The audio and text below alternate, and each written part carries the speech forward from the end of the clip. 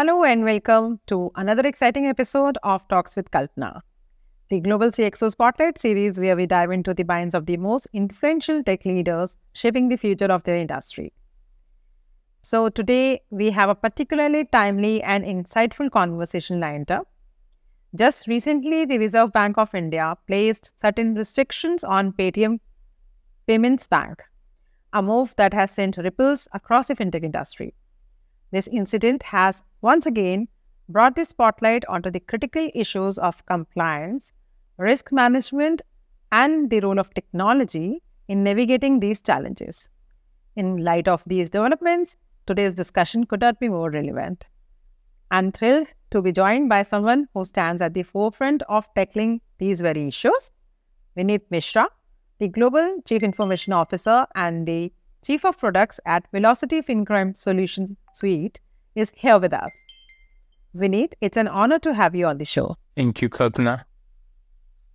So Vinit, let's start by talking about some of the key challenges and trends currently shaping the anti-money laundering landscape. With the financial crimes becoming increasingly sophisticated, how is the industry adapting?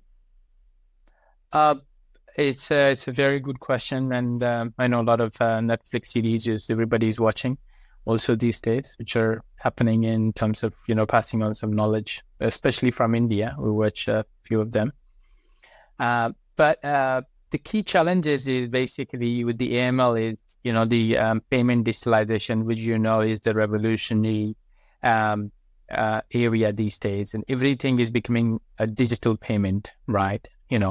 Our mom and dads and those people who basically didn't know anything and always use a checkbook these days are basically using mobile phone to transfer money or doing things to pay phone wise.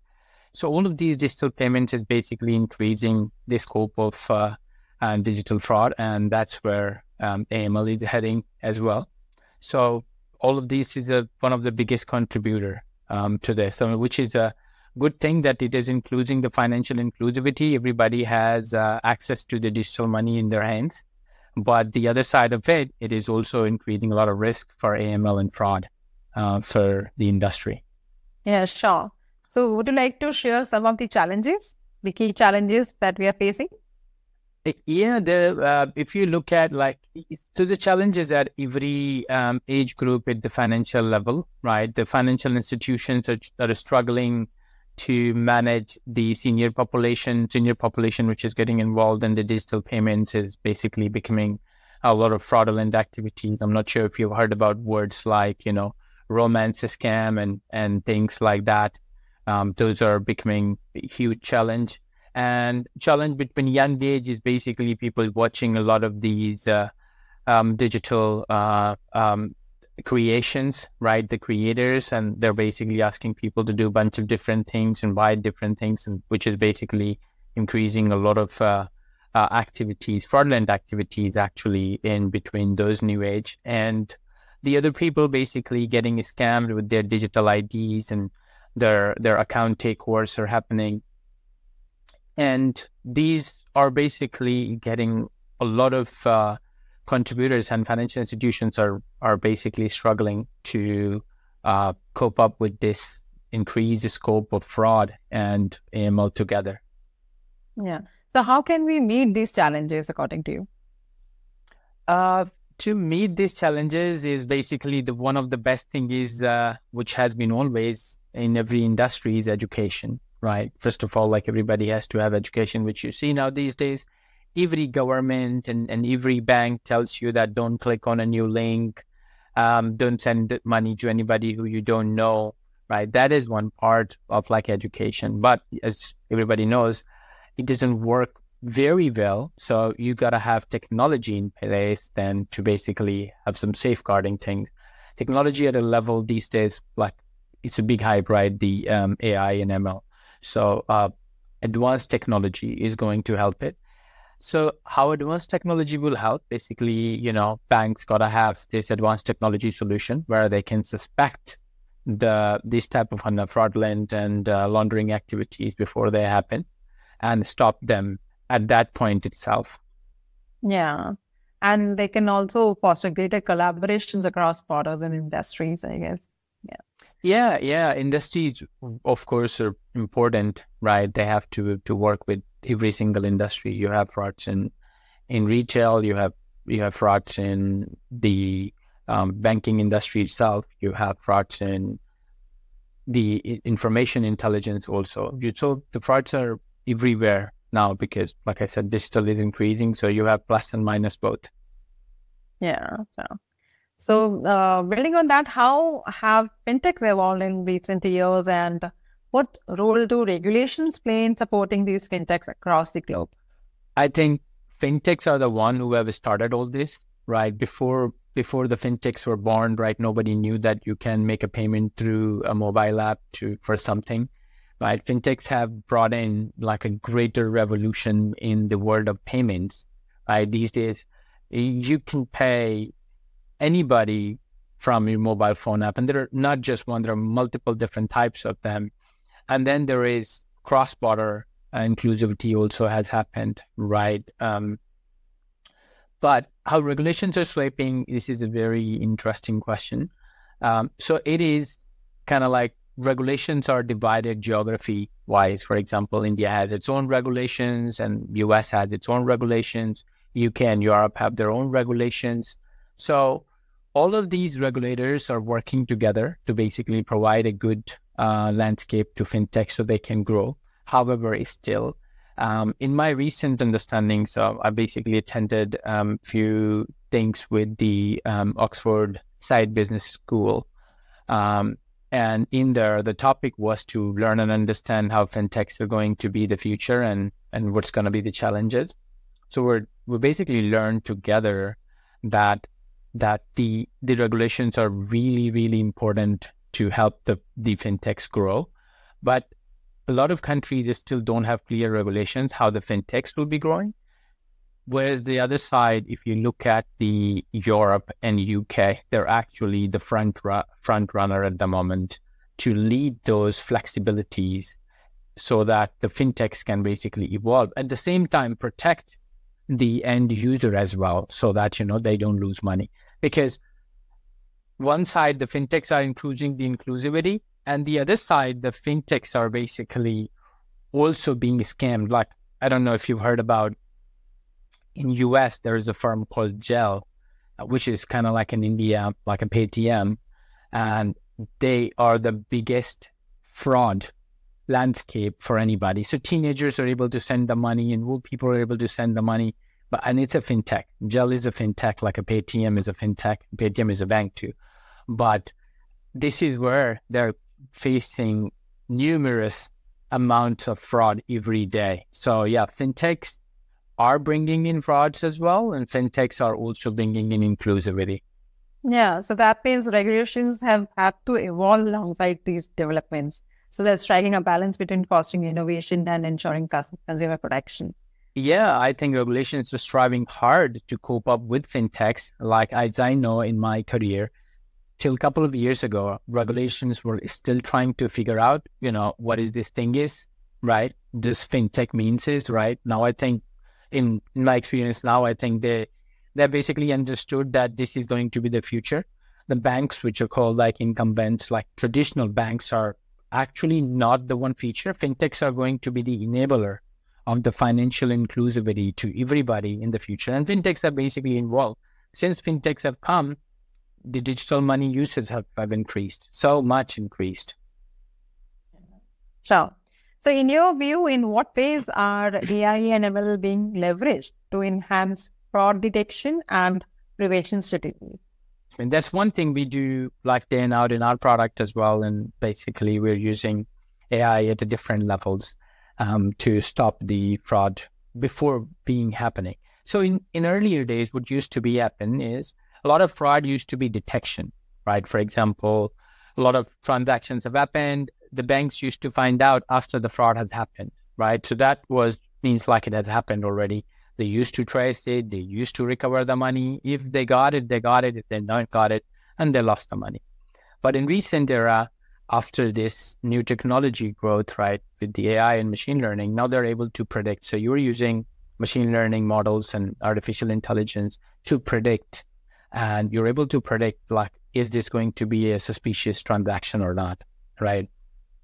You may be saying, and I know with my India experience, like, in India, if you send somebody new money, they send you immediately a confirmation message to ask you, hey, did you initiate this transaction or not, right?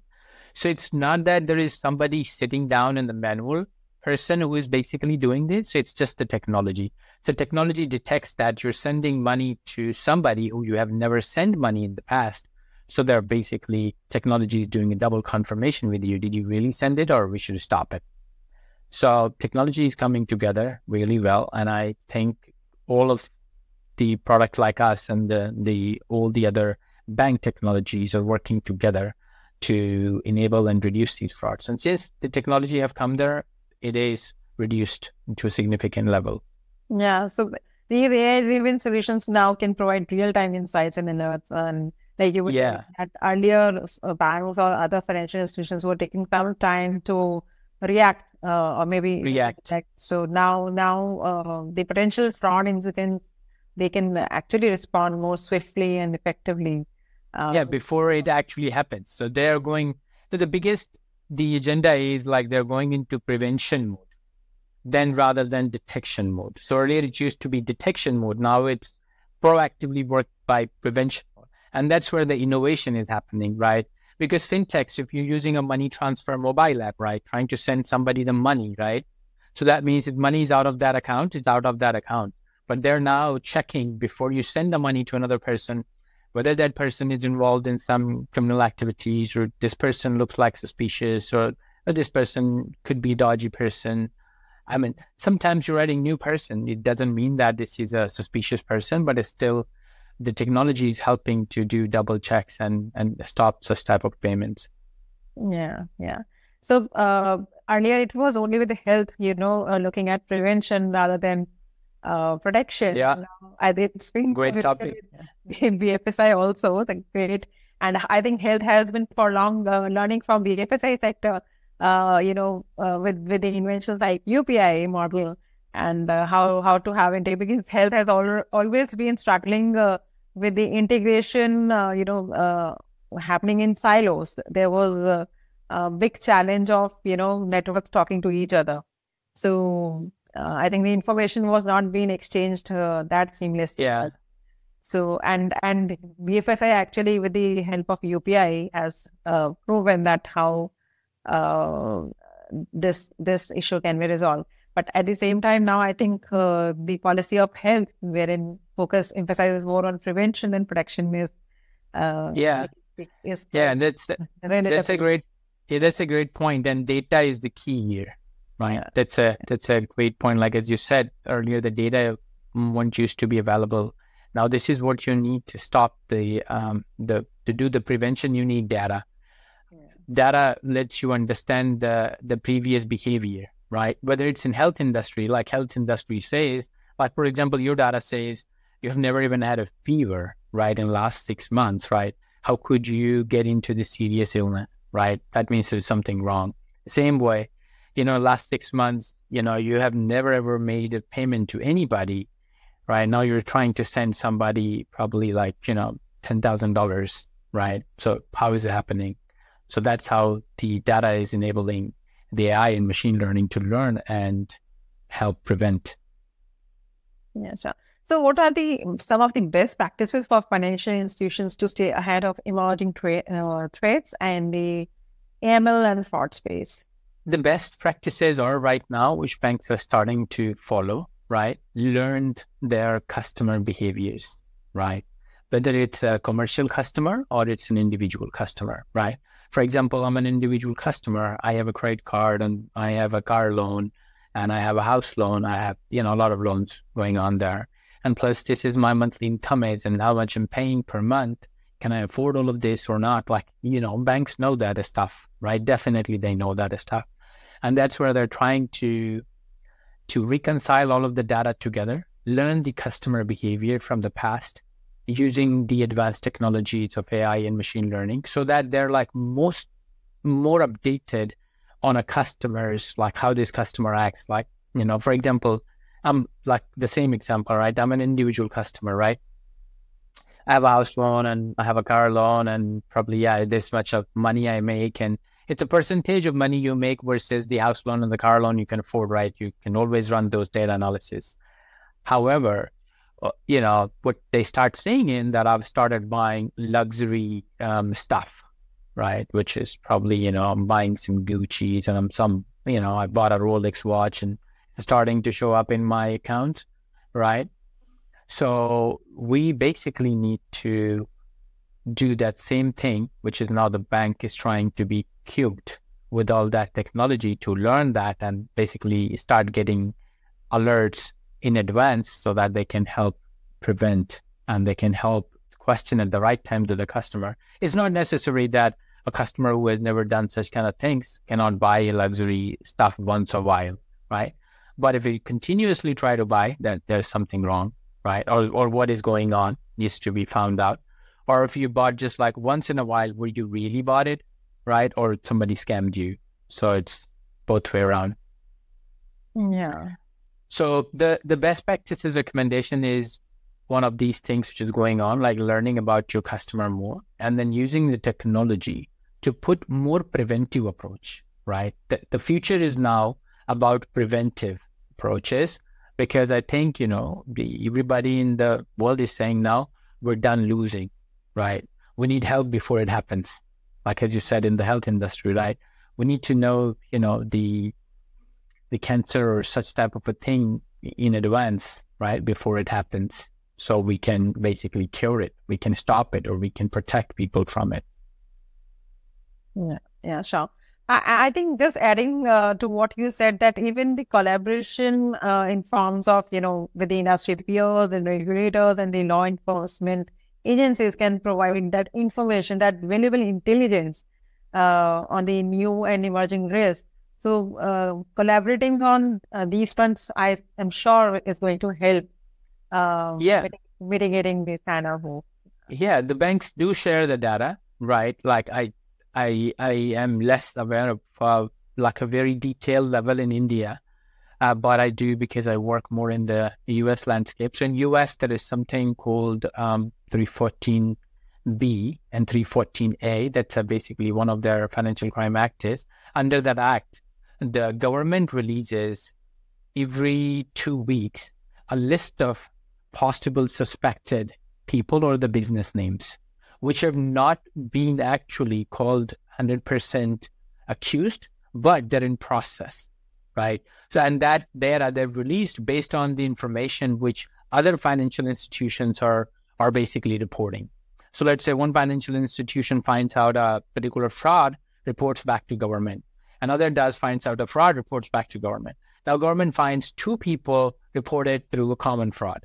Now, what government does in there, that compiles that list and releases back to all the financial institutions, telling them that, hey, these people are on a suspect fraud list. You should watch them out. Sure. So how can organizations balance the need for rigorous compliance with the AML regulations while ensuring a seamless customer experience? Yeah. So that becomes, like you ask, it's a very good question. You ask a 60-year-old to go through a process of like 2-step login, right? Every time they get a code, it's not very user-friendly for them to be that, but it's a helpful technology, right? This is the one thing, once again, I've seen that a lot of banks are trying to educate, and basically the education is driven by letting them know that we're trying to protect you, right? I think when you tell people, same thing as you gave the example of the health, right? That, the doctor says, right, you got to do this so that you can be healthy, right? It's the same way. If you do this with us, so your finances will always remain healthy. There are many chances you will not get into a trap, right? So the message of protection, people understand, businesses understand, like commercial customer, you tell them, right, if you do these kind of things, activities in your account, and we're able to capture enough data through you, we can stop you getting scammed. Then people understand. So I think the word basically protection and protect is driving this part, and people are understanding it. Yeah, yes. So looking forward, what are your top priorities in terms of tech in business? kind of focus areas of the next 2 to 3 years at Velocity INRIM Solutions Suite? What we're trying to do is, at the moment, we recently launched a product. It's some other people are trying to do the same thing as well. We basically, so our main thing has been in our product is we basically help the financial institutions prevent the fraud and detect the AML in the right way, money laundering. Now, what we're also trying to do is help them use AI and investigate. What happens with the banks is when the banks get a lot of alerts, right? Probably all these suspected alerts, right? They have to put human manpower to investigate them a lot. So we're bringing more artificial intelligence and technology so that not the humans are not sitting down there to investigate also. So people are also actually, artificial intelligence is now starting to investigate and automatically follow. Like you saw people are using a lot more ChatGPT, right? Asking questions, getting answers. So if a suspicious alert has been generated, can an AI basically go and investigate and decide, right, okay, is this a actual suspicious alert or it's not an actual suspicious alert? That's our, basically, at the moment, the agenda is in the short term, help banks, investigate all of those suspicious activities with using an AI investigator so that, you can move on pretty fast. And then in future, we basically, long term is basically going towards the virtual currencies and helping the virtual currencies stop the fraud and AML as well. Yeah, sure. So thank you, Vineet, for sharing your insights and vision with us today. It's clear that the future of financial crime prevention is in capable hands with leaders like you at Hill. Thank you very much, Kalpana. It was a pleasure talking to you. Same here. So to our audience, thanks for tuning in to this episode of Talks with Kalpana. Be sure to subscribe and stay tuned for more conversations with the world's top tech leaders. Until next time, stay informed and stay ahead. Thank you. For more updates from CXO TV, please like and subscribe to our channel.